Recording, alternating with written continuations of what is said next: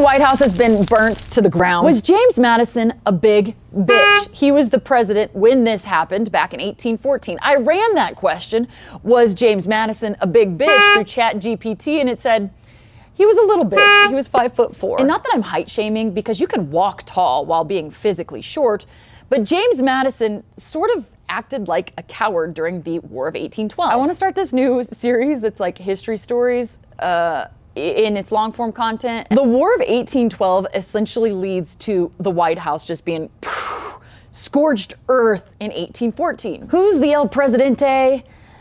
James Madison, who was also, a writer of the Constitution, but into the war with Great Britain once again in 1812 for a few reasons. America's trying to prove to Daddy that we're big, strong, tough grown-ups. And also the British military is like rooting around on American ships and being like, you're a British citizen. And our sailors are like, no.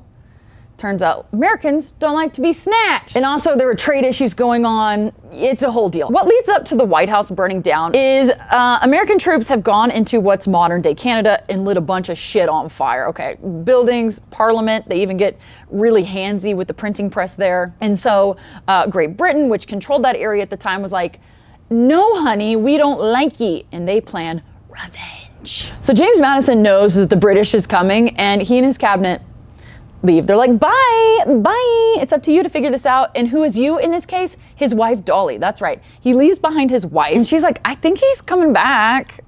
And she's skimming the horizon. Who's it going to be? Jamie M. or the British?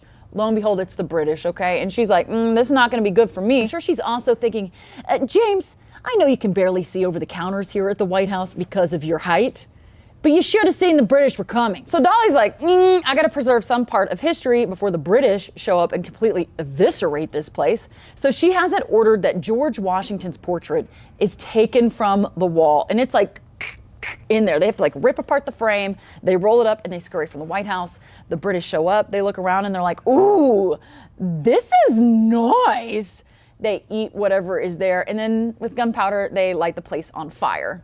The White House is burned so extreme that we really don't have much of the original White House left. And in fact, in like the late 40s, early 50s, there's reconstruction done to it. It's a whole deal. Either way, James Madison and Dolly never returned to the White House to live there again, to have residency there again. But James Monroe does.